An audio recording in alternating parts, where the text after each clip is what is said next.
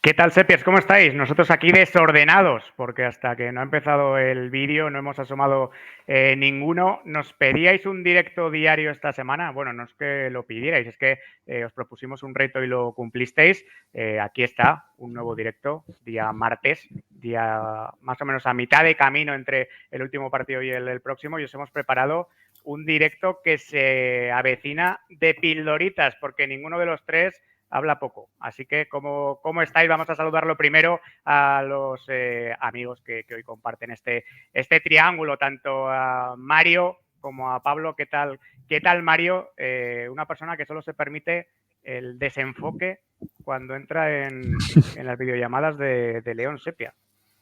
Es así, yo soy un gran aficionado al desenfoque. Es que ya te decía en el chat, lo puedo decir igualmente aquí en directo, que nos oiga todo el mundo, que los fondos virtuales me hacen brillos en el cabello, entonces no me atrevo a presentarme en sociedad con ese tipo de filters. Hasta que no seas imagen de marca de un champú, no te lo vas a permitir. ¿Qué tal, Pablo? ¿Cómo estás? Recién terminado tu programa en Radio Marca. 3 horitas seguidas hablando del Zaragoza. No sé si la salud lo aguanta, ¿eh?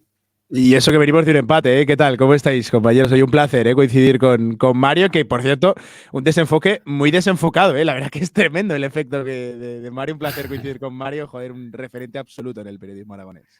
Por momentos hay que fijarse, ¿eh? Muchas gracias, Pablo. Lo primero, y el placer es mutuo. Sí, debería estar desenfocado yo y que se viera la habitación, seguramente.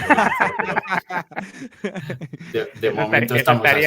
Eso estaría, Mario, todavía mejor y que la gente adivinara quién se escondía detrás de esas palabras. Vamos a saludar a la gente del chat porque hemos arrancado hoy fuerte, hemos arrancado con tren del hype. Porque, bueno, pues tanto ayer Violeta 1932 como JM Agudo se suscribieron y hoy lo han hecho Rubernán por 14º mes, ojo, que es de los veteranos del lugar. Will Guarín ya por 11º, está ya a uno de que le pongamos la cortinilla de las guitarras para celebrar esos 12 meses, y el que sí que se lo ha ganado, porque acaba de cumplir 12, es JM Agudo. Va por ti, JM.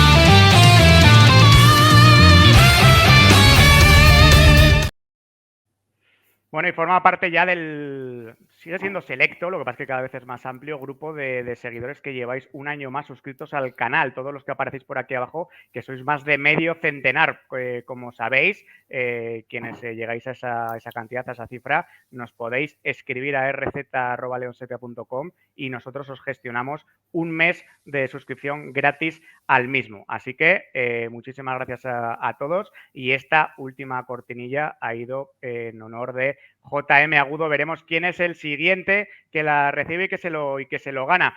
Bueno, y la actualidad del Zaragoza, la verdad es que viene pálida, viene algo tenue porque no ha habido entrenamiento. Ayer se le operó a Luna de esa rotura de menisco externo de la rodilla derecha. Se presentaron alegaciones por la expulsión de Zapater. Llevamos casi 48 horas hablando de lo mismo y haciendo un poco de vueltas en círculo, pero no quiero no preguntaros y desaprovechar la ocasión de preguntaros, Pablo y Mario, cuál es vuestra digestión del partido del domingo, ¿no? Especialmente de esas dos acciones que creo que lo marcaron, esa expulsión de Pulido y la posterior roja de Zapater. No hablamos de otra cosa desde ese momento, vamos a dejar de hablar pronto para no cansarnos demasiado ni cansar a los demás, pero ¿cómo las visteis? Porque da la impresión de que sin la roja anterior a Pulido, quizá Zapater se llevara solo una amarilla, ¿no? Pablo primero y luego le preguntamos a Mario. Bueno, el partido de lo futbolístico fue lo que apuntaba a ser en la previa. Sí que es verdad, ¿no? Que quizás el Huesca hizo más méritos porque tuvo que aparecer más Cristian que Andrés. Lo que sí que es cierto que el partido, en un simple punto de vista objetivo, y lo digo objetivo porque no es normal acabar dos equipos con un futbolista menos, estuvo marcado por el arbitraje. Es una anomalía tremenda. La primera parte tuvo quizás un poquito más de fútbol que la segunda. La segunda fue la verdad que muy, muy pálida. Es cierto que el Huesca Huesca, sobre todo por bandas, ¿no? Enseguida detectó el Cuco Ciganda por donde tenía que hacerle daño al Real Zaragoza, primero por la derecha, luego que tras la entrada de Marc Mateu se volcó también el juego a la izquierda. La eterna pregunta, ¿no? De si el Real Zaragoza no quiso o no pudo ir a por el partido. No es la primera vez que estamos hablando de esto, y evidentemente el partido está muy marcado por la decisión que ojo, entiendo que hablaremos de ella, de por qué lo expulsa en directo, de por qué no entra al VAR, de la imprudencia, que todo esto nace de una imprudencia de Zapater, y luego el jugador del Huesca hace mucho de su parte, primero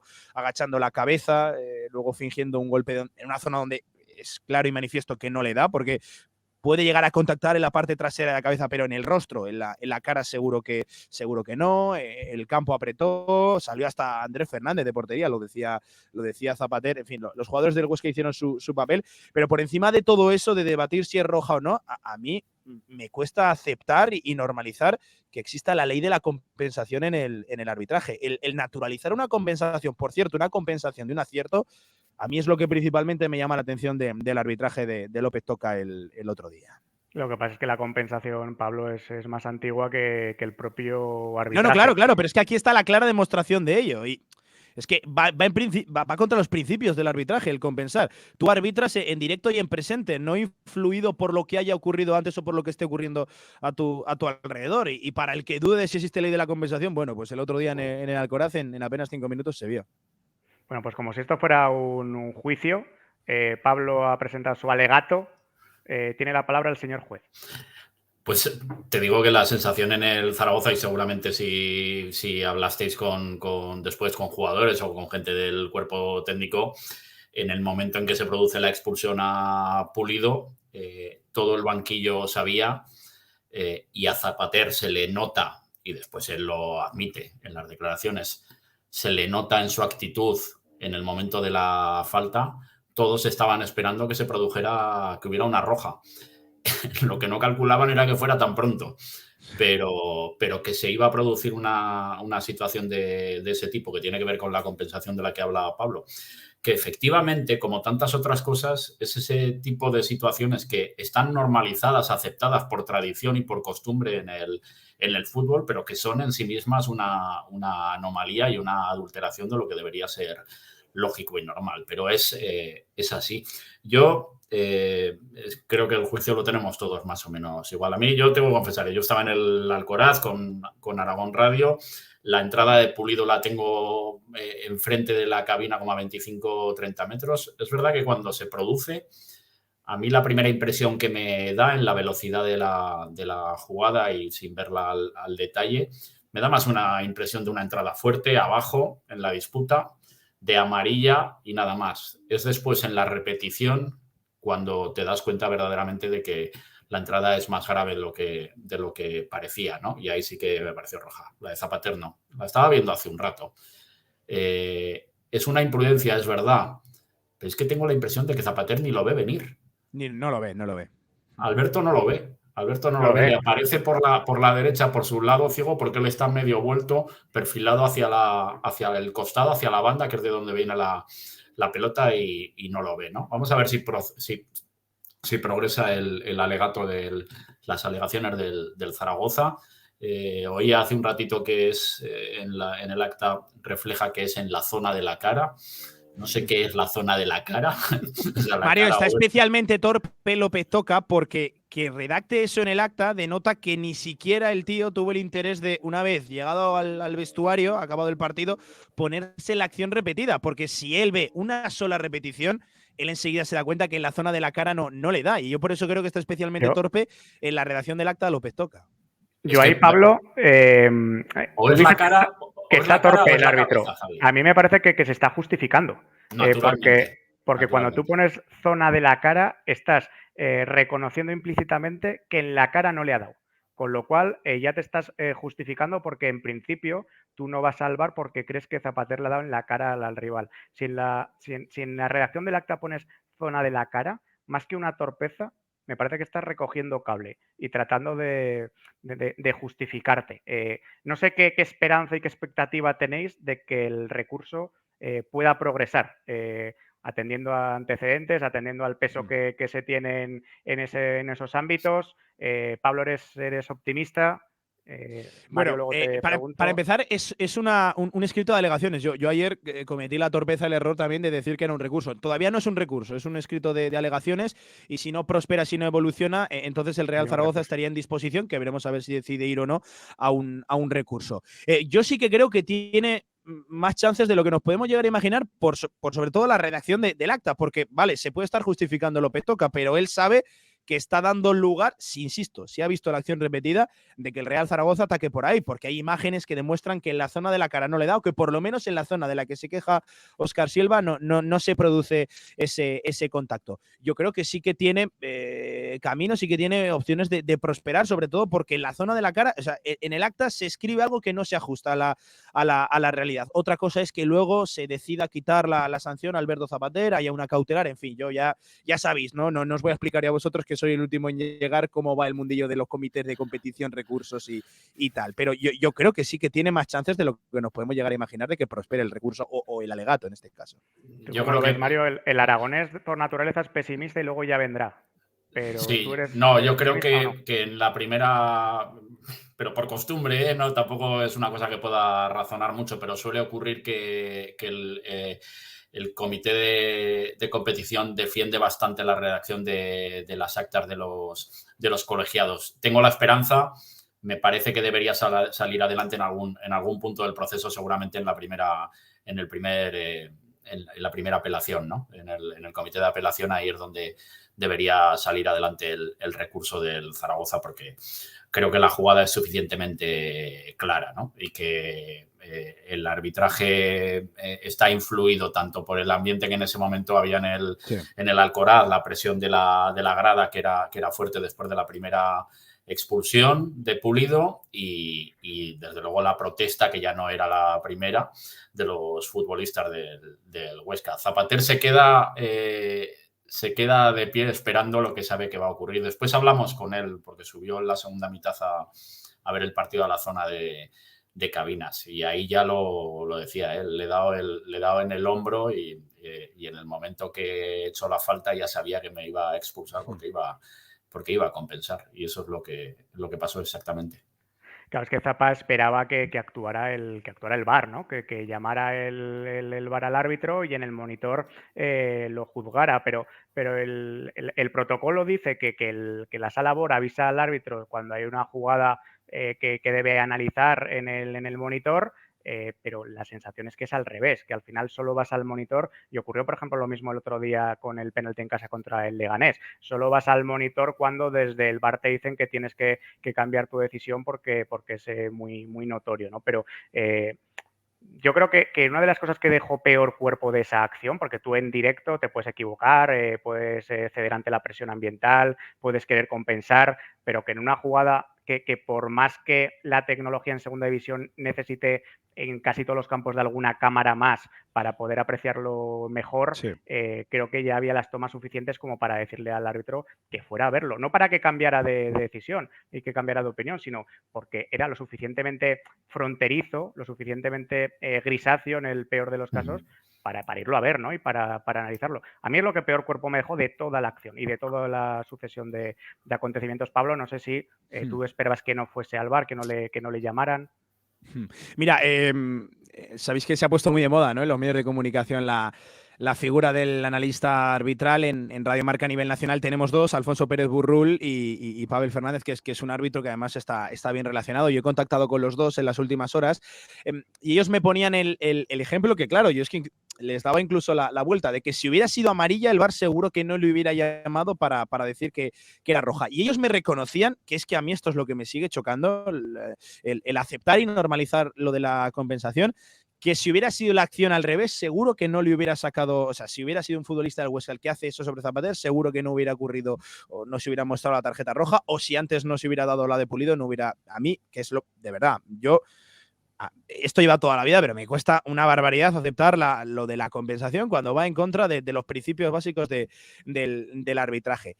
Claro, es que estamos en lo mismo. Los partidos de segunda división se hacen a 6 o a 8 cámaras, de las cuales el VAR puede hacer uso. El VAR no encontró ninguna cámara en la que se viera claro que no le da en la cara. Por cierto, que se está diciendo que se tenía que haber sancionado con juego peligroso. Juego peligroso es cuando no llega a haber contacto. Esto sería juego brusco y aquí lo que cambia la acción es si es grave o no. Grave yo entiendo que es un golpe en el rostro, en la cara, y juego brusco normal es, en el caso de Zapater, que ya a contactar con esta zona. Es que, de verdad, yo con las imágenes que hemos visto, porque hemos visto, no sé si ha visto todas, son 3, ¿no? Hay 3 ángulos diferentes. Es que en 2 queda sobre todo muy claro que el contacto no se produce ni mucho menos en la cara. Y hay una cosa que está pasando desapercibida y es que Zapater va con la pierna poco tensa, ya no solo que no le ve, que yo estoy de acuerdo con Mario, porque Zapater no le ve, sino que además Zapater, en el momento en el que sabe que está cometiendo una imprudencia, en el último instante, si os dais cuenta, recoge la bota, porque la pierna le pilla cayendo, le pilla cayendo, cosa que hace todavía más complicado que el contacto sea en la cara. Yo no entiendo cómo Areces Franco no tiene el valor de decirle a López Toca, oye, que has podido caer en la trampa en directo, yo creo que merece la pena que la veas, sobre todo en la repetición en la que se ve frontal y otra en la que se ve justo desde el lado donde se cruza además Francho, que impide una mejor visión de la jugada. A mí sí que me llama mucha atención que el VAR no le llame. Es que os preguntaba eso, Mario, porque como tú has comentado antes, la acción de Pulido empeora respecto al directo con la repetición. Entonces, si en directo has decidido expulsarle, tampoco tiene sentido el que vaya a ver la imagen repetida, ¿no? Pero la acción de Zapater, al contrario, la acción de Zapater mejora con la repetición respecto a esa impresión inicial del árbitro. Entonces, no sé.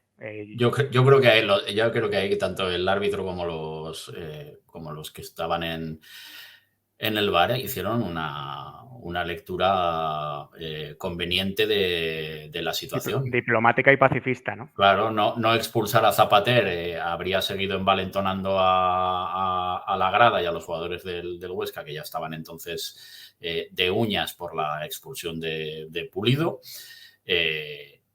Expulsar a Zapater acallaba o digamos templaba ese ánimo exacerbado de la grada y devolvía el partido a una igualdad que para el árbitro era más conveniente, ni más ni menos. Es que al final, cuando hablamos de la ley de la compensación, lo que está haciendo el árbitro es ver cuál de todos los escenarios posibles en ese momento le allana más el camino para lo que viene por delante, porque yo no encuentro ningún otro motivo. No se trata de que sean de un equipo, sean de otro, ni quieran favorecer o no, sino simplemente que ellos juegan su partido.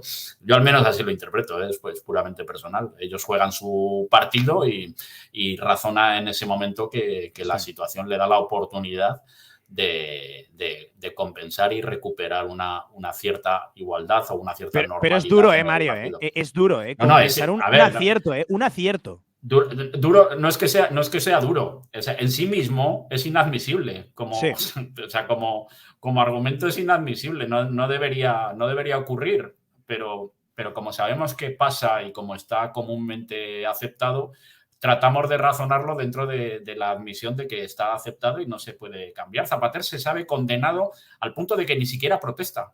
Se queda mirando detrás de la nube de jugadores que rodean al árbitro, la nube de jugadores del Huesca que rodean al árbitro, se queda mirando y la roja viene de manera inmediata y se sabe absolutamente condenado. Es que más que ley de la compensación habría que renombrar la ley de la convivencia, ¿no? Al final terminas decidiendo lo que te va a permitir como árbitro llevar el partido más tranquilo para tus intereses, por inadmisible, como comentéis, que sea. De todas formas, hay un frame que lo compartió ayer Dani Marzo aquí en el directo, en el que se ve que si termina impactando Zapata en el cuerpo de Silva es en el hombro. Claro. Y como comentaba Will Guarín ya en el chat, al final cuando tú contactas y hay un impacto y por tanto no es juego peligroso, sino que es juego brusco, por lo menos, al final haces una herida, no haces un corte. Bueno, pues es tan fácil como ver que en el cuerpo de Silva no había ningún corte, por lo tanto yo creo que tuvo poco de impacto esa acción de Zapater, por cierto, y terminamos ya con esta acción y pasamos a hablar de otras cosas, tanto del partido como sobre todo de la situación actual y demás, que si no esto se va a convertir en un toco y me voy. 2 minutos antes de la roja Pulido está esta acción que captó Alfonso Reyes en el Alcoraz. Es exactamente 2 minutos antes de la roja a Pulido por la entrada a Simeone. Y no fue El ni falta, árbitro Javi, ¿no? Creo que no no pitó ni señala ni falta. falta. O Sí, sea, ya no es sí. cuestión de que señale falta y no saque amarilla. Me parece que es un juego peligroso, evidente. Al contrario de la acción de Silva, que Silva agacha la cabeza y por tanto su cabeza pasa a estar a la altura de la suela de Zapater, que si no, Zapater yo creo que la eleva a la altura del pecho del rival, hombro si es muy, muy bajito. Aquí Jair hace un salto que creo que es juego peligroso y es falta. Y si no te sacan tarjeta amarilla, ni bien ni mal. No señaló ni falta. 2 minutos antes de la acción de Pulido no existía, no se había producido todavía ese antecedente que terminó seguramente o seguro pesando en la expulsión de Zapater. Ponemos carpetazo al asunto porque si no vamos a estar toda la semana hablando del tema y no vamos a salir de ahí, de esa espiral. Expulsado Zapater, bueno, expulsado Pulido. Ciganda reacciona inmediatamente, saca al otro Pulido, al central ex del Fuenlabrada por Joaquín, no le sale bien. Seguramente se lo mandaba la ortodoxia del entrenador de fútbol, ¿no? El quitar al delantero, sacar un central. 3 minutos más tarde estaban con un jugador menos, por detrás en el marcador y sin uno de tus delanteros con más veneno. Escribá optó por lo contrario y tampoco le salió bien, porque al final el fútbol decías una cosa o la contraria.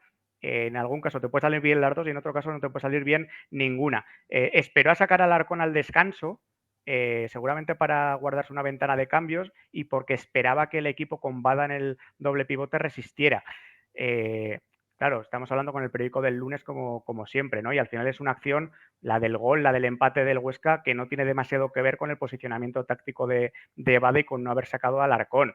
Pero vosotros ¿esperabais que Escribá hiciera el cambio antes del descanso? Lo digo por esa electricidad que se generó en el estadio, en el Alcoraz, una vez expulsado Zapater, ¿no? Esa sensación que tenían de haber vuelto a la vida. A ver, Dale, Mario. yo creo, perdona, Pablo. No, dale tú. Yo creo que Escribá era perfectamente consciente, como todos, del riesgo que tenía esa decisión. Pero era un riesgo calculado, que le salió mal, pero un riesgo calculado. Y ahí me agarro del análisis que no recuerdo, Javi, si hacías en la crónica o en el podcast de ayer. Prefiere no gastar la ventana de cambio para tenerla disponible en la segunda parte. Toma una decisión de mover piezas y no hacer sustituciones hasta el descanso para no gastar esa ventana de cambio en el primer tiempo.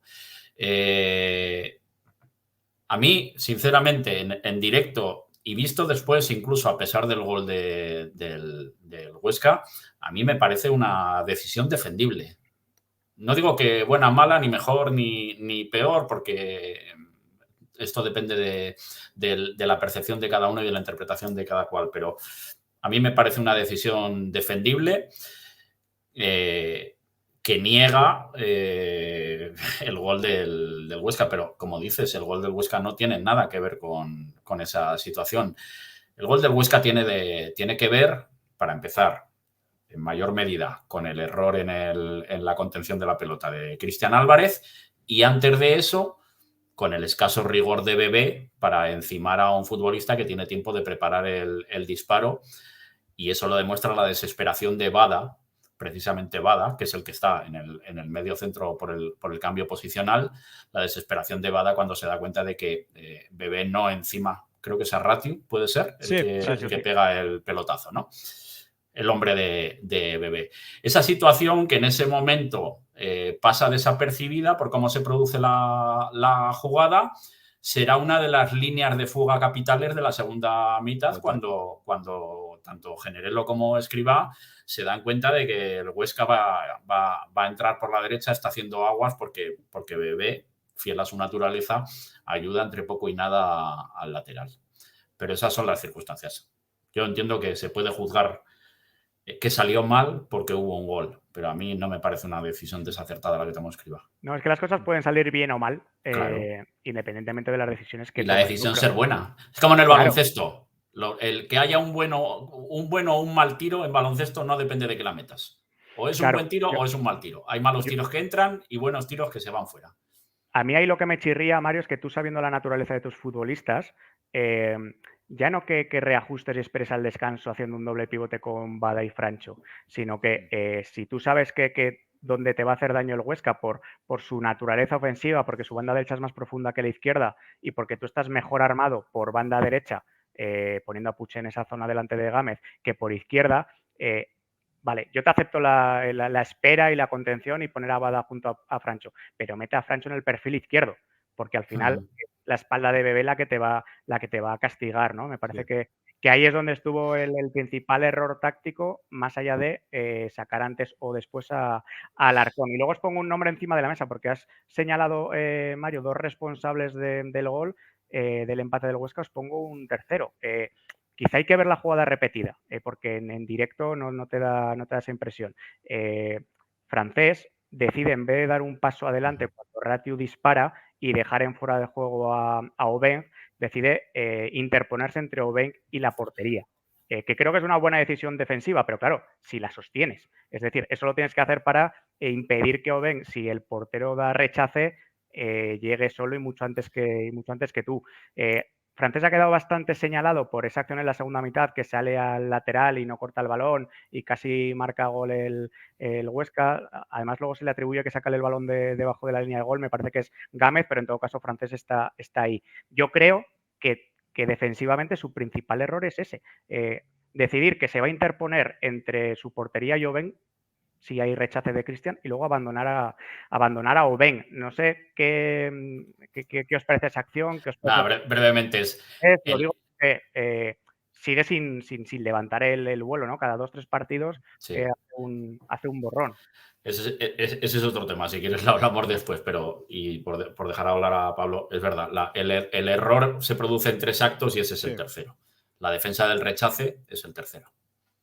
Ayer hablaba de ese tema precisamente con Linares aquí en Radio Marca y decía que no sé si por la intuición de los delanteros a la hora del rechace siempre suelen estar más rápidos los delanteros que los defensas en cualquier balón que se quede por ahí muerto. Y es curioso porque se suele dar mucho, cuando los dos además están en una situación, en una posición similar, los dos ven el balón de cara. Es cierto lo que comentas, creo que también lo que decíais, los 3 actos, el tercero también creo que tiene que aparecer ahí Alejandro Francés. Entendiendo la naturaleza de este debate, de si tenía que haber acometido el cambio o no Escribá, entendiendo que es un debate que parte de ese cierto ventajismo, porque si Cristian embolsa el balón o como pedía la jugada lo despeja a un lado, yo creo que de esto no estamos hablando. Hay varias cosas que analizar en esa jugada. Es cierto que Bebé no encima a Ratiu, Bada está quizás demasiado hundido, Cristian hace una cosa rara, no sé si habéis visto la repetición, porque da la sensación de que como que la quiere embolsar, pero no estira del todo el brazo y luego hay un componente de mala fortuna, porque el último rechace, si os fijáis, le toca justo en la rodilla a Cristian, cosa que deja franco el rechace para que Oben, más rápido que Francés, atine entre palos. Por cierto, otra cosa que no es por añadir ventajismo, no, pero Escribá se quiso guardar esa ventana que luego no decidió emplear, porque no agotó ventanas ni agotó cambios Escribá, cosa que todavía llama más la atención. Es decir, te ahorras una ventana que decides luego no ejecutar. Llamó la atención porque yo sí que creo que el guión de la segunda parte era lo que Escribá hubiera querido, lo que se asemejaba en caso de que tú hubieras sido capaz de conservar esa ventaja. Lo decía también Escribá, o sea, Zapatero en el post, ¿no? Que pasen poquitas cosas, a partido muy trabado, que al Huesca le costara entrar. Es decir, lo de la segunda parte creo que era lo que Escribá iba a querer buscar siempre y cuando hubiera conservado esa ventaja del 0-1 en el marcador. Pero es que al final son 12 minutos, cuidado, es que estamos hablando de un buen porcentaje de partidos. Son 12 minutos en los que tú decides aguantar sin hacer el cambio. Claro, es que a mí me genera dudas, partiendo de ese ventajismo. Mario. No, sí, vamos a ver, sí, es perfectamente opinable y debatible. La realidad es que en ese momento el Zaragoza, a partir del gol de Bebé, es que tiene una situación de partido envidiable, propicia para meter un segundo gol y cerrar el encuentro, o cerrar buena parte del encuentro, ¿no? Y se acaba encontrando con ese gol.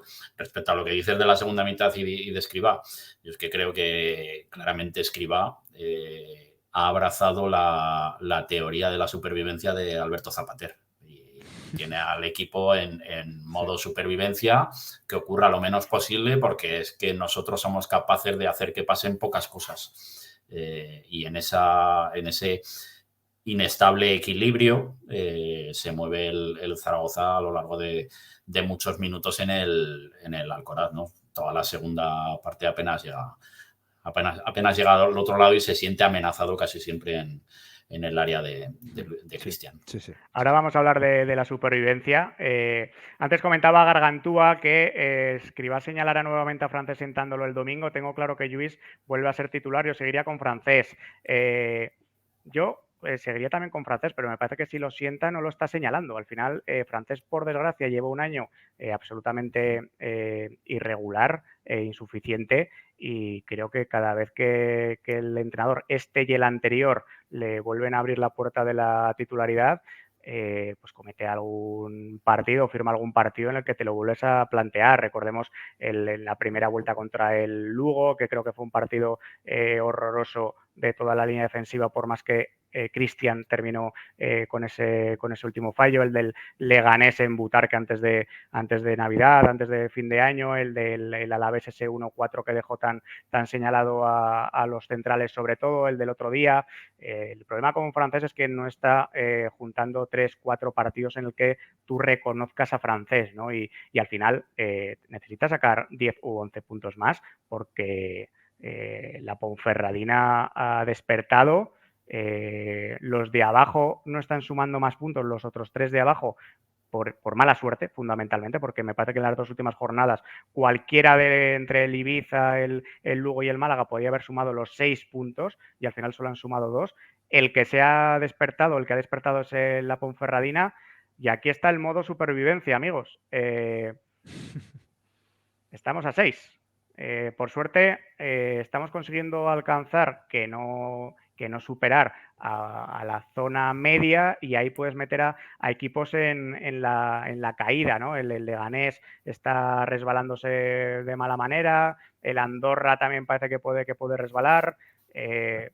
Hay mucho enfrentamiento directo de la Ponferradina con todos los rivales de la zona de abajo, menos con el Zaragoza, y creo que ese es un muy buen calendario para el Zaragoza, que por otra parte tiene un calendario que se lo ha diseñado el enemigo, porque como no seas capaz de ganarle al Albacete este domingo...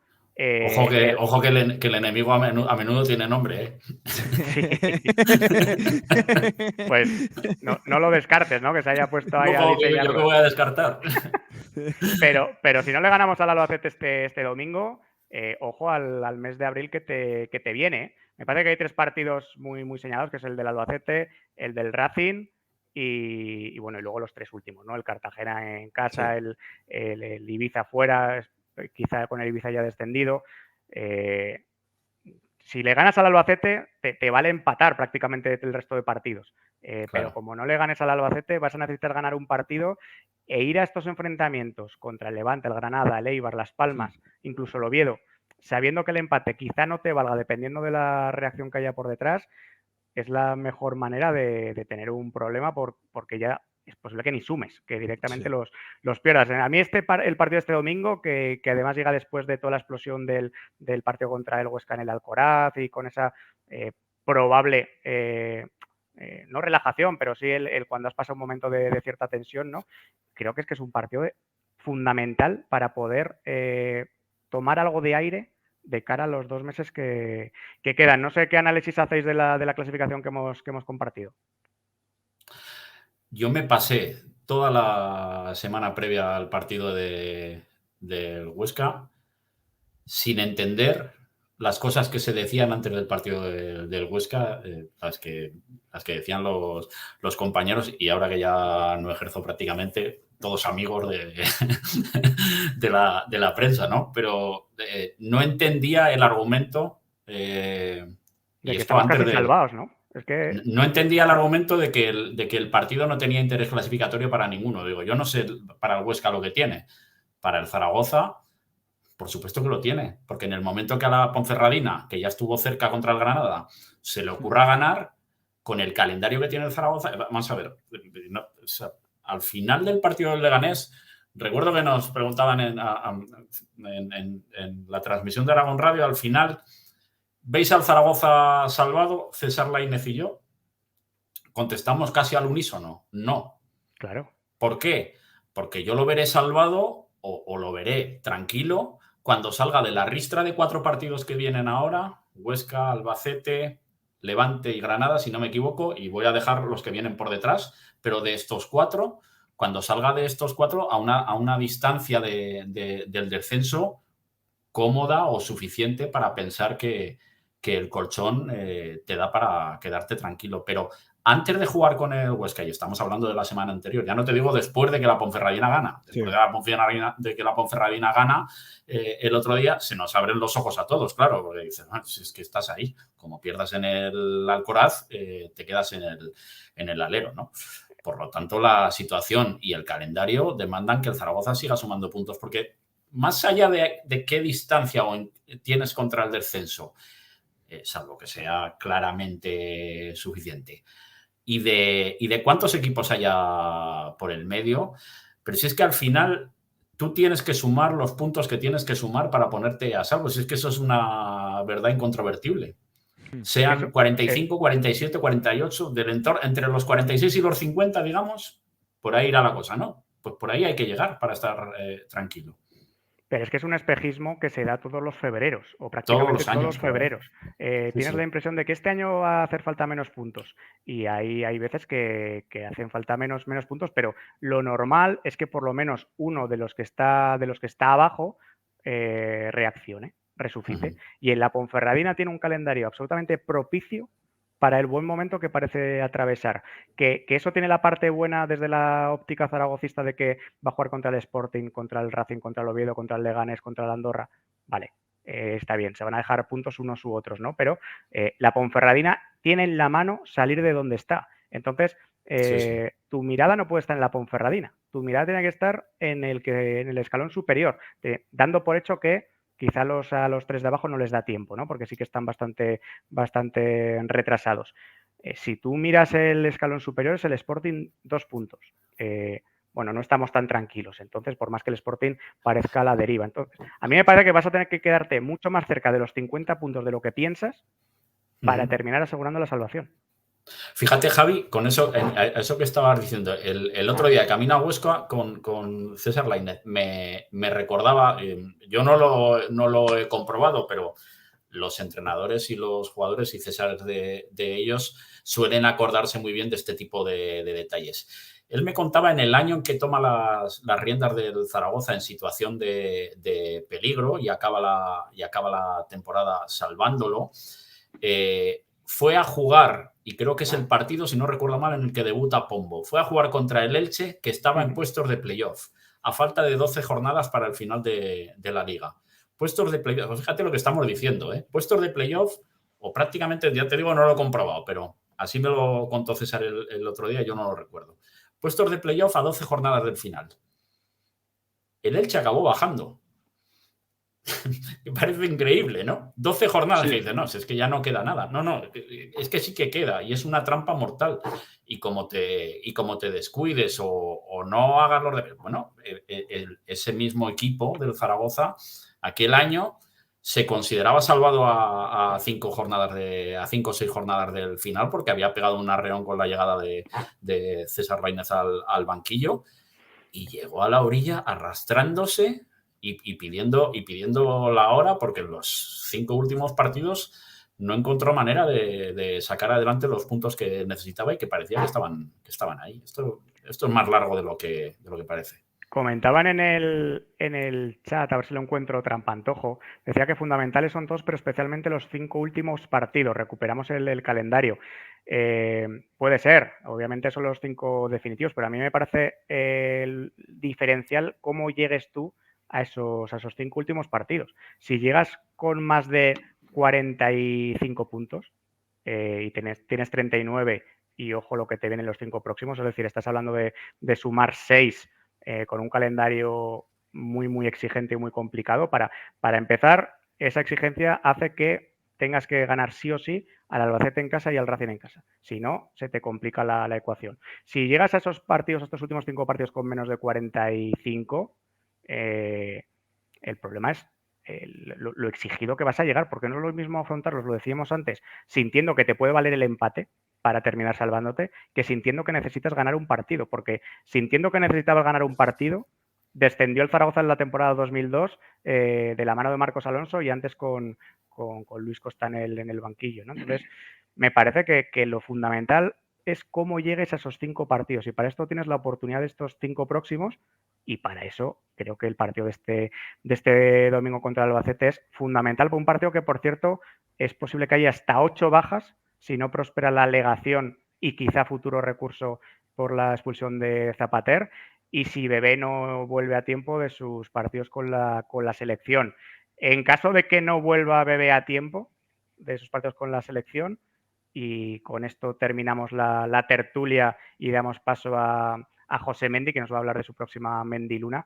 ¿Quién creéis que puede entrar por Bebé? Mi apuesta es, porque en el partido el que sale es Eugeni normalmente por Bebé, ¿no? Quizá pueda entrar a Bermejo y pasar a Bada a la izquierda, no sé cómo lo veis. A mí es la primera que me viene a la mente, la entrada de Bermejo y el paso de Bada al otro lado. Creo que a estas alturas también Escribá insiste mucho en aprieta casi siempre los mismos botones, ¿no? También parece que se nota a lo largo de los partidos, decía antes Pablo con razón lo de no gastar las ventanas. Es que casi siempre se deja algún cambio. En muchos partidos se deja cambios por hacer. Yo creo que tiene la impresión de que tenemos... Ojo, Mario, en una plantilla, Mario, de 25, ¿eh? Cuidado, que no agotes cambios en una plantilla de 25. Es decir, dejarte una barbaridad en el banquillo. Lo que pasa es que no agotas cambios en jornadas en las que no tienes tantas bajas como en esta, ¿eh? Eso yo creo que le puede condicionar, no sé si tanto el 11, Mario, sino luego la propia gestión del partido, ¿no? Yo creo que a Escribá los partidos se le hacen largos y la temporada se le está haciendo larga. Bueno, al Zaragoza se le está haciendo larga y los partidos, tengo la impresión en muchos momentos de que mira al banquillo y no encuentra con qué o cómo cambiarle la fisonomía del equipo o atender las necesidades que en ese momento manifiesta el bloque, ¿no? El otro día, por ejemplo, que dices... No, que Bebé no defiende esa banda y claro, y sale Eugeni, ¿no? Que estaremos de acuerdo en que no es precisamente Hans-Peter Briegel, ¿no? Es un futbolista con un perfil diferente pero similar, ¿no? Más de toque y tal. Bueno, pues es que faltan las soluciones y cuando faltan las soluciones hay que tratar de hacer de la necesidad virtud. Me inclino por esa opción también. Como dices tú, Bermejo y Bada. Tú, Pablo, ayúdame a hacer el campito del viernes, por favor. Salvo que haga la que yo pensaba que iba a hacer en Huesca. Bueno, que si no está Zapater no la puede hacer. Claro, si a Zapater le quitan la tarjeta, podría meter a Zapater y a Alarcón y desplazar a Francho por a la derecha. Y va de izquierda. Yo también pensaba que iba a hacer esa, Mario, y visto lo visto, tampoco nos hubiera venido mal.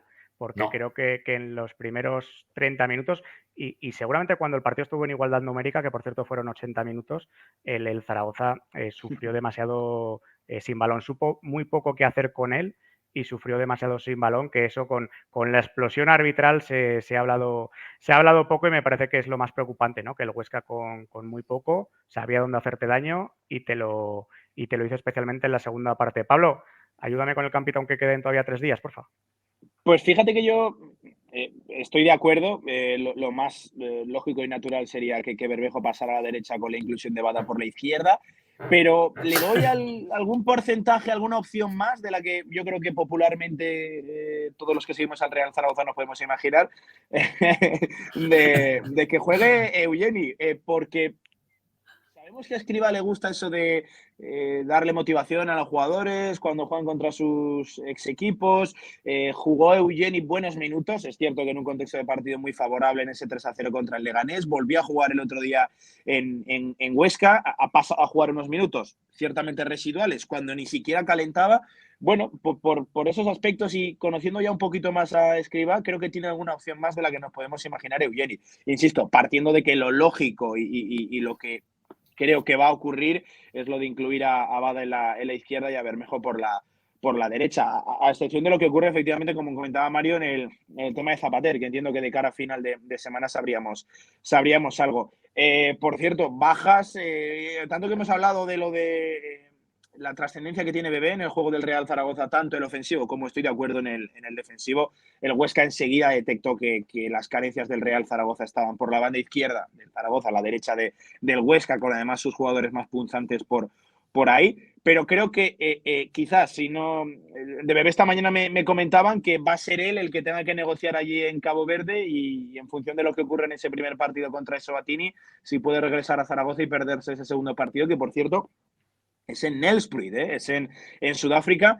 Ojo, no complique eso la participación de Bebé en el partido del Levante, que es viernes, que cae un viernes, y ese partido se juega un 28. Sabemos lo que es venir desde Sudáfrica a España. Bueno, cuidado, no complique la estancia de Bebé en el segundo partido con Cabo Verde, su presencia contra el Levante en el Ciudad de Valencia.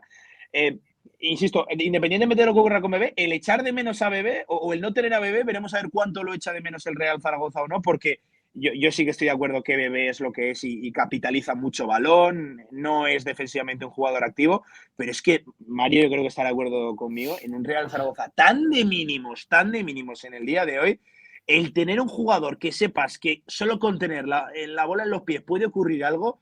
Ojo, no echemos demasiado de menos a Bebé, en lo ofensivo. Digo. Hombre, Espera un segundo, Mario, que tenemos un doctor en la sala de espera y me ha recetado una cosa para Pablo.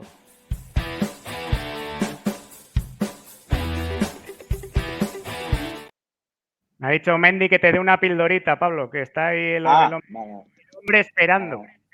Vale. A Mario cambiamos de tercio. No, nada, que por supuesto, si es que Bebé tiene la bomba atómica en este equipo, o sea, es que es así.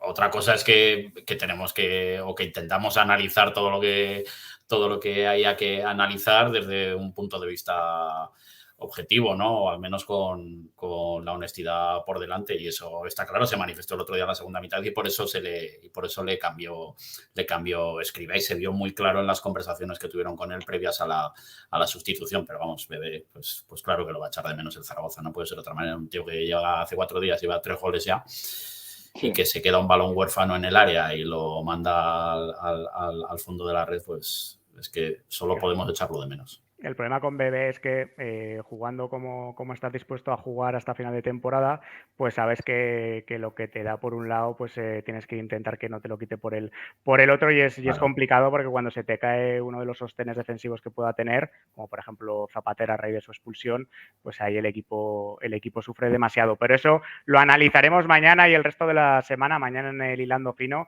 Luego os comentamos cómo vienen los próximos días. Por cierto, Javi.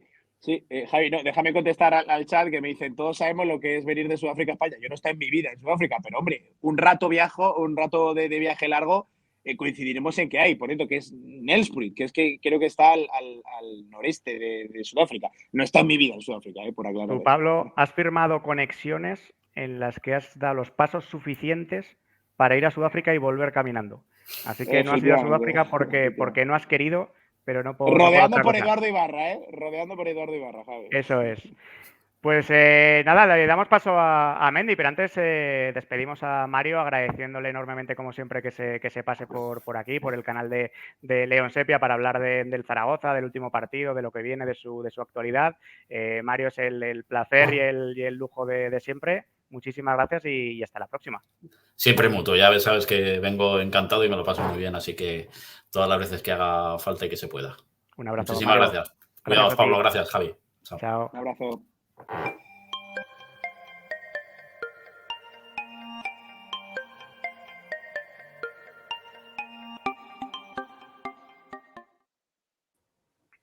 Bueno, Pablo, y mantenemos el nivel intelectual del directo con otro grande como José F. Mendy, desde su consulta, desde su Mendiluna. ¿Qué tal, José? ¿Cómo estás?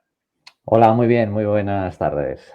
Estábamos aquí sufriendo por si te entraba un paciente por la puerta. No sé cuándo tienes cita o al siguiente. Con los que voy oyendo, escuchando y observando, creo que tengo bastante, afortunadamente. Con Mendy tenía ganas yo de coincidir, Con Mendy. ¿No habéis coincidido todavía? Sí, habíamos coincidido una ocasión, pero yo yo necesito de los consejos de Mendy. ¿Tú sabes lo que es pasar? Son 2 horas cada día por 5, 10 horas a la semana hablando de 0-0 de empates, Mendy. Necesito tu ayuda. ¿Esto cómo se lleva? Esto es soporífero. Cambiándote de equipo, ¿no, José? No, no, los que somos, una de las cuestiones que hay que ver es si somos o estamos. Yo creo que somos, los zaragocistas somos, y cuando se es, eso ya lo llevas con todos los resultados, con todos los sufrimientos. Otra cosa es trabajar. Yo estaba sudando incluso escribiendo el artículo de esta semana. Reconozco que cuesta, que todo cuesta. Creo que incluso también me he contagiado de ese sufrimiento que no lo habíamos comentado, que comentaba Pablo, porque efectivamente lo que hace el Zaragoza, ahora estaba reflexionando, es que es muy difícil. Es decir, decimos que los equipos y a veces las personas, unos van de subidas, tiene subidas y bajadas, hay unos grandes cambios, pero vivir y mantenerse en la insulsez, en esa empatía de empate, es decir, la verdad es que no es nada fácil lo que está haciendo el equipo, por otra parte, porque es difícil mantenerse en ese aburrimiento persistente, porque tiene subidas y bajadas. No, el Zaragoza es capaz de mantenerse en la sosería futbolística y evidentemente lo pagamos los aficionados, por supuesto. Vamos a adelantar, ¿no, José? La próxima Vendiluna que bueno, que vamos a publicar en el León Sepia en la página web este jueves, pasado mañana. Decirle a Pablo que si le parece mucho esas 2 horas diarias, que la temporada que viene le vamos a fichar para la web, y ahí vas a ver lo que es un infierno completo entre Radiomarca, Twitch, web, todos los días de la semana. Es duro, sobre todo por estos partidos en los que te da la impresión de que estás escribiendo permanentemente la misma crónica o la misma ¿Sabéis qué previa. es lo que peor llevo? ¿Sabéis qué es lo que peor llevo? Los empates a 0, porque encima los empates a 0 del Real Zaragoza, que es la más absoluta nada. Es decir, ni una sola mísera jugada que analizar. Este empate a 1 es diferente, porque hubo goles, hubo polémica, hubo cosas que analizar. El partido esconde mucho más allá de 90 minutos futbolísticos, pero los empates a 0 son durísimos, de verdad, son durísimos. Es que hasta los últimos resultados conducen a un empate. 3-0 que ganamos al Leganés, 0-3 que nos mete el Málaga, 1-1, 0-0. Es decir, hasta el global es un empate, incluso metiendo goles. Es curiosísimo ese ciclo. Comentabas, José, en el artículo, hablas un poco sobre la diferencia entre el juego, el deporte, la competición, el juego, el azar, y hablas de un concepto que está muy bien, que es la filosofía del isismo, ¿no? Sí, siempre intento dar alguna noción breve de lo que es la psicología, y es verdad que muchas veces confundimos deporte, juego, ocio, competición, y no es exactamente lo mismo. Y el isismo, lógicamente, forma parte de esa filosofía en la que los equipos, los clubs, los jugadores viven, sufren o se excusan. Y el easy, evidentemente, hay una parte objetiva que es el puro azar. Es decir, el azar forma parte de cualquier deporte. Esto no son máquinas absolutamente artificiales en el peor sentido que puedas prever y programar todo. Y por lo tanto, el azar forma parte del deporte. Si no, no habría ningún tipo de sorpresas y de resultados. Lo que hay que hacer y lo que no se hace es gestionar la suerte, porque la suerte hay que saber gestionarla. No se pide, no se demanda con ansiedad. Esos entrenadores que siempre están esperando, van a cambiar, necesitamos una victoria para que cambie nuestra suerte. Eso es ansiedad, eso no es gestión de un concepto que es mera probabilidad dentro de un juego, ¿no? Ojo que Pablo se ha leído también la columna, ¿eh? Sí, efectivamente. El Yin y el Yang, El Yin y el Yang, el Boliaño. Oye, que explícanos eso, no sé. Bueno, pues efectivamente nos quedamos con esos pequeños fenómenos en los que, como señalaba en el artículo, ¿cuántos centímetros faltaron para que el posible golazo de Bebé en Lugo hubiera cambiado el partido, ¿no? Es decir, ¿qué hubiera pasado si a Juliano no se le enreda en el rebote y le sale a favor ese balón que podría haber salido y que nos deleitó con esa magnífica obra de arte, el gol del año? Y por lo tanto, desde ahora yo creo que podríamos hablar de goliaño, ¿no? Es decir, de un Giuliano como un gran goleador también, ¿no? Es decir, es eso que afecta y que está en todo el deporte. Creo que no se gestiona bien en los equipos, tampoco en el fútbol base, es decir, se hace a veces alusión a elementos de infortunio, pero no se gestiona psicológicamente conceptos que van dentro del propio deporte y del fútbol, ¿no? Y por lo tanto es lo que a veces conviene controlar, conviene gestionar, y en este Zaragoza, donde la pasión está normalmente más en la grada que en el campo, pues evidentemente hay que saber también organizar esa cabeza y esas botas para que estén un poquito más coordinadas, ¿no? Goliaño, ¿eh? Como te gusta retorcer las Gol y año, palabras, sí, sí. José. Sí. Comentaba Efe Soguero que la suerte hay que buscarla. Ojo, te leo textualmente lo que dice sobre la suerte en su artículo Mendy Soguero. A la suerte no se le reta, ni se le busca, ni es posible huir de la misma. Con la suerte se convive, a favor y en contra, sabiendo que forma parte del juego y que pertenece al deporte. Ahí la llevas. Sí, hay muchas frases que hablan de la suerte, ¿no? Y la suerte es la habilidad de aprovechar las ocasiones favorables, es una de esas frases en las que hay que saber gestionar, pero me interesa más en este caso lo que es la gestión anímica y psicológica del concepto suerte, que no unas frases, digamos, de buen rollismo de venga, hay que buscar, hay que conseguir esa suerte. No. Estamos hablando de una gestión cotidiana de un concepto. El problema es que depositamos en la responsabilidad de otros o de otras cosas que suceden elementos que deben estar bajo nuestro control. Pero es que el descontrol debe estar con nuestro control. El descontrol del azar es algo que es inevitable. Es mejor saber que convivimos con lo inevitable, con lo impredecible, para que no se apodere de nuestra capacidad de gestionar. Ese es el concepto en el que un futbolista y un entrenador, sobre todo un equipo técnico, se pueden y se deben implicar para motivar una mejor respuesta ante situaciones de frustración o de estrés y a veces incluso de éxito también. Oye, José, en la pieza, en el artículo, también haces referencia a la situación de Jorge Pulido, ¿no? A lo ocurrido.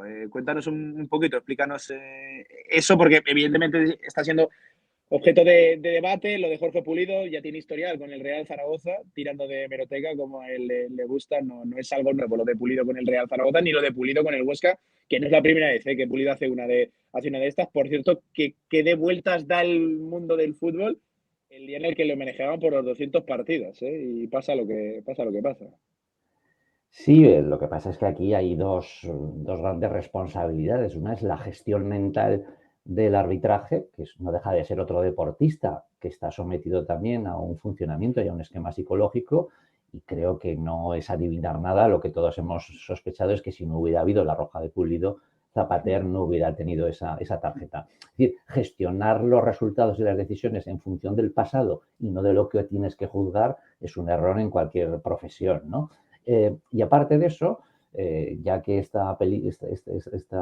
en este artículo hablamos un poquito del Odisea 2001, una Odisea del espacio, ¿no? La película de Kubrick, pues evidentemente yo creo que el VAR aquí evidentemente ha sido VAR 9000, ¿no? VAR 9000, que es HAL 9000, es el ordenador que introduce un factor psicológico desde la inteligencia artificial, pero que es al final un eje fundamental de la película y en este caso también del partido, ¿no? Y por supuesto desvelamos al final la clave de qué era el famoso monolito de la novela con la que nos deleitó Clark, ¿no? Entonces, bueno, pues vamos a hablar de eso un poquito, vamos a estrujar la parte psicológica con un poquito de humor en función de cómo va el equipo, pero con muy buen ánimo, introduciendo factores interesantes, ¿no? Creo. Este jueves la estrenará José en la web, en leonsepia.com, la Mendiluna de marzo. Terminamos con tres alusiones al chat. Decía Fesoguero que si no creas o buscas oportunidades nunca las vas a aprovechar, claro. Pero de ahí a pensar que la suerte se merece, ¿no? Creo que ese es el matiz que tú has querido ahí desmenuzar, ¿no, José? Sí, es que O sea, que al no hay una final... causa-efecto en generarlo con que luego te llegue, que al final es convivir con eso, con lo impredecible. Sí, en psicología insistimos mucho en convivir, es decir, a veces más que batallar contra o aprovechar a favor, convivir es tener al lado nuestros fantasmas o nuestras habilidades.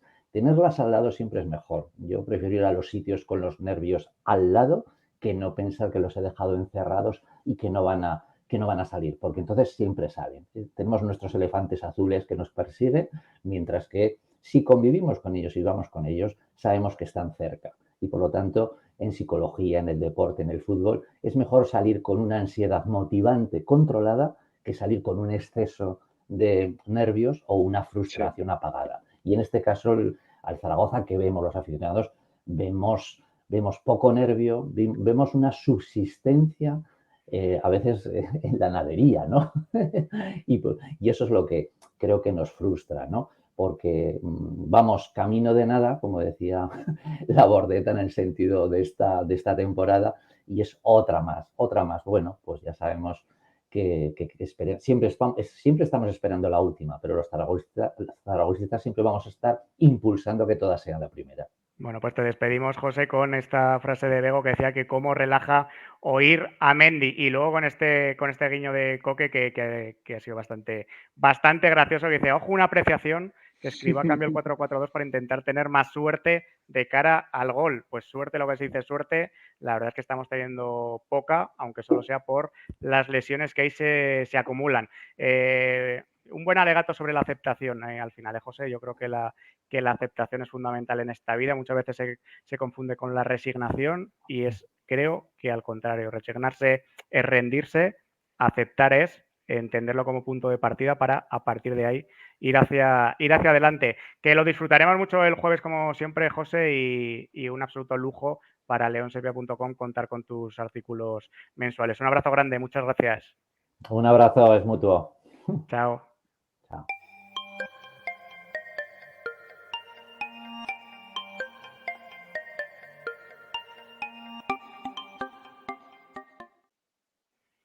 Bueno, Pablo, vamos hacia el final del directo. Vamos a agradecer primero tanto a Alex 10PNZ, a Bego One ZGZ, a Alex Abego, que se han vuelto a suscribir en el chat por 13º y 14º mes respectivamente, y a Rul 1978, que lo ha hecho por 5º mes. También, por supuesto, a Domingo Ruiz, había por aquí a Ser Santos 74 y a Pablo Vázquez 34, que siguen el canal. Este es un buen momento para repasar cómo va el reto de cara a la semana que viene, a ver cuántos directos hacemos la próxima semana.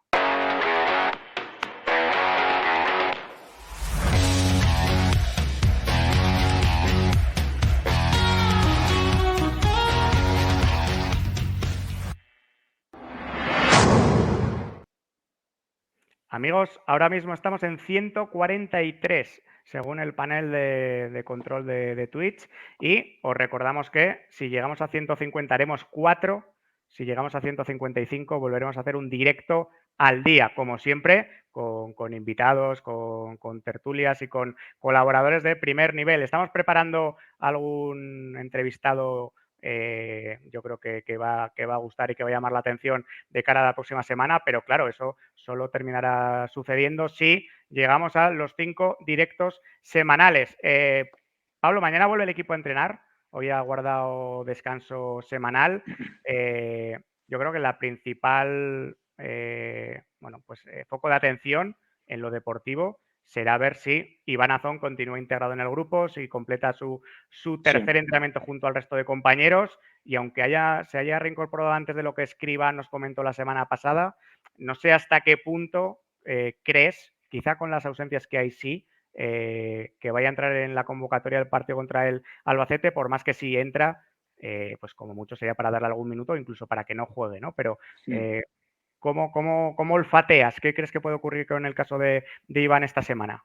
Sí, bueno, quizás la entrada en convocatoria quizás sea un premio y un avance más en lo psicológico que en lo deportivo, ¿no? Me costaría ver a Iván Azón jugando el domingo en la Romareda contra el Albacete, sobre todo por la intención que sabemos que tiene el club y sobre todo el chaval de no forzar, de no correr riesgos una vez que tú te has perdido bueno, ¿cuántos habrá perdido Iván Azón? Pues 25, 26 partidos, 27 seguro, ha jugado 6 me parece, será el de la Posible que no 33, pues sepa eso. contar hasta tanto, Pablo.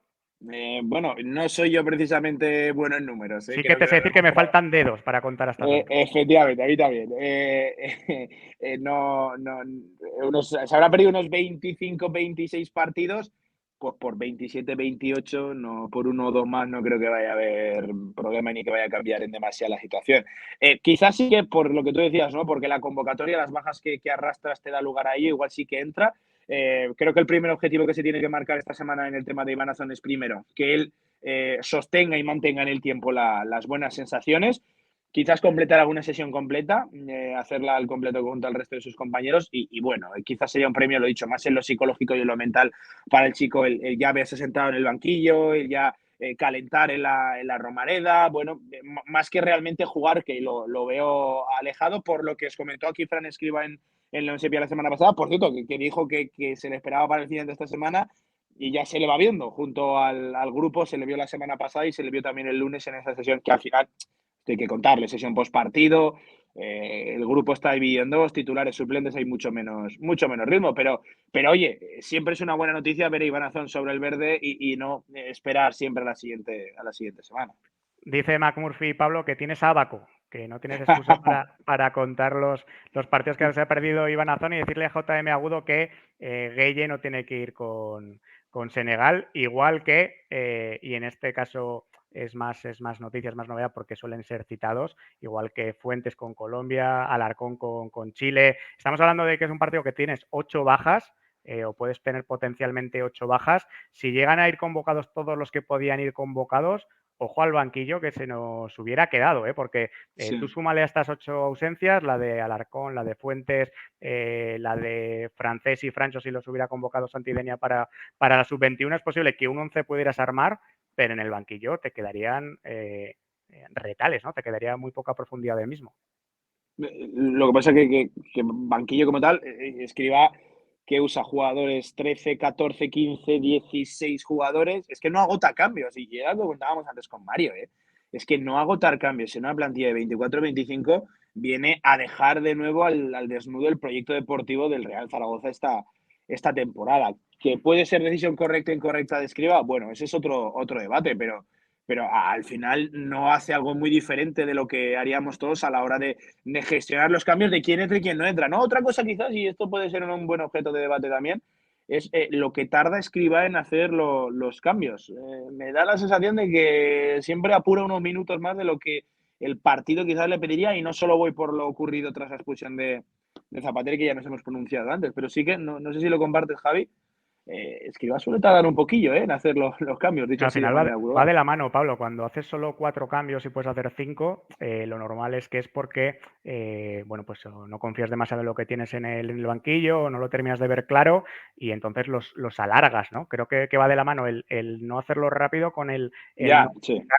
Y en el partido del Alcoraz, más allá de la cantidad de cambios, que es cierto todo lo que has comentado y el análisis de los mismos, pero creo que se ha hablado poco de la conveniencia o no de que Alarcón, perdón, entrara por Puche. A mí Sí. me parece que cuando estás con 10 jugadores, no en inferioridad porque el rival también tenía 10 jugadores, pero cuando estás con 10 jugadores, un futbolista como Puche, con el trabajo que te da sin balón, con la amenaza que puede significar al espacio, me parece que ahí a Escribá se le amontonaron las jerarquías. Es más fácil sentar a Puche que sentar a Bada. Y no es la primera vez, Javi? No, pero yo creo que el partido te pedía sentar a Bada, sacar a Alarcón y poner a Puche por derecha o incluso al revés, cambiar de banda a Puche y a Bada porque Puche iba a ayudar más defensivamente a Nieto, que era la banda del Huesca por donde te amenazaba más, ¿no? Entonces, más allá de cuántos cambios, me parece que lo que hay que analizar es la conveniencia de los mismos. Y para mí se equivocó retirando a Puche y no a Bada al descanso. Te doy incluso como vuelta al calcetín el debate. ¿Era necesario un rol como Alarcón, una figura como Alarcón en el terreno de juego visto como tú estabas? Porque es cierto, venía de piropear a Alarcón tanto en la previa de Huesca como en el post de Leganés, y creo que todos quien más, quien menos podía intuir que el que iba a entrar iba a ser Alarcón y el que se iba a marchar era Puche. Pero por momentos el partido, entendiendo que es un jugador que para Escribá está en un segundo o tercer escalón, viendo cómo se te iba a plantear el encuentro en la segunda parte, en el que tú ibas a tener balón, pero no ibas a tener idea con él, Manu Molina no me hubiera chirriado, insisto, sabiendo cuál es el rol de Manu Molina y lo que ha aportado en este Real Zaragoza. Pero Manu Molina es un jugador de más pie, bajo mi punto de vista, que Alarcón.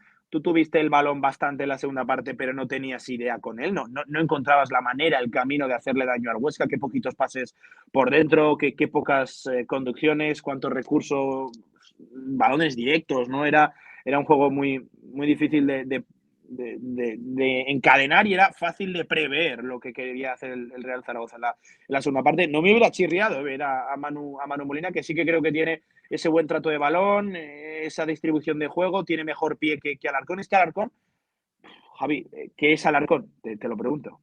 Alarcón es un internacional absoluto con Chile. O sea, te quiero No, decir que sin desmerecer al futbolista, pero ¿qué ha demostrado? Te cambio la pregunta. ¿Qué ha demostrado ser Alarcón en el Real Zaragoza?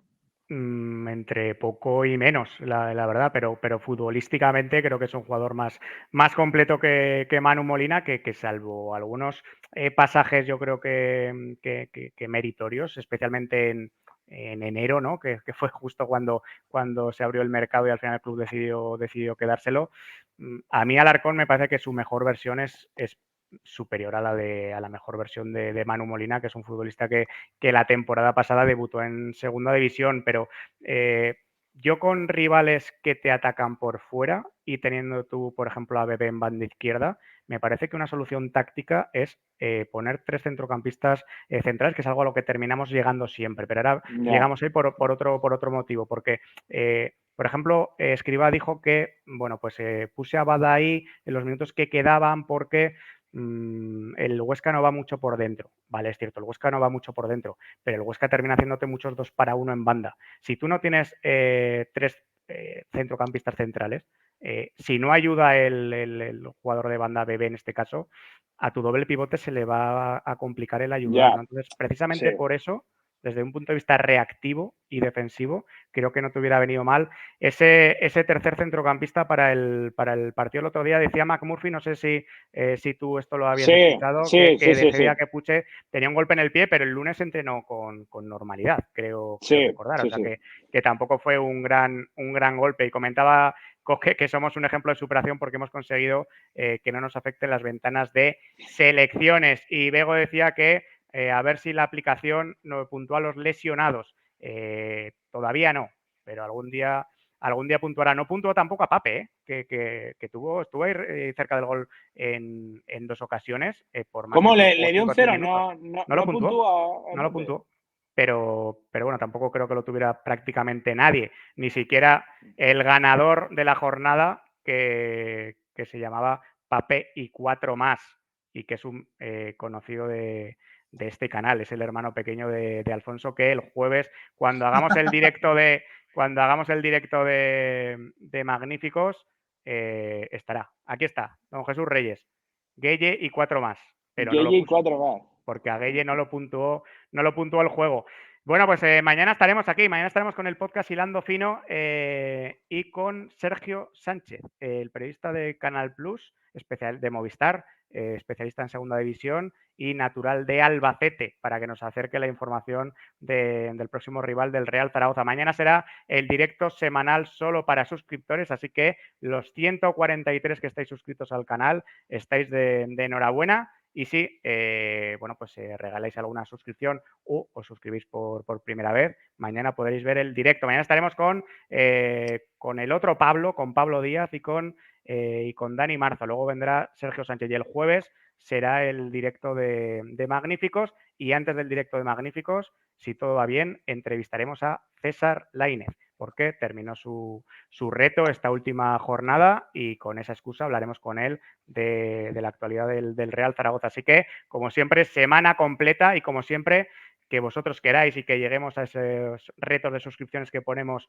semanalmente con un directo al día, de lunes a a viernes. Así que muchísimas gracias por todo. Gracias a todos los que habéis escrito en el chat. Ahí os hemos intentado leer a la mayoría de vosotros. Y por supuesto, muchísimas gracias a Pablo por este rato y por enlazarlo con el programa de Radio Marca, Pablo, que esto solo se puede hacer siendo joven. Aprovecha estos años que en el futuro no será posible. Un abrazo grande, Pablo. Yo no lo digo de coña, es muy duro, ponerse aquí duro. a las dos. Es muy duro, es muy duro, muy duro. Contar, ahora que no escucha casi nadie, contar mierda todos los días es realmente. Sobre todo intentar reciclarla en algo, decente, ¿no? Sí. Un abrazo. Un abrazo, Pablo. Un abrazo, Javi. Gracias a todos los del chat. Chao. Hasta mañana. Hola, soy Ander Herrera y os invito a todos a inscribirse y a seguir a la página León Sepia, que tiene información zaragocista súper actualizada y súper buena. Un abrazo muy fuerte.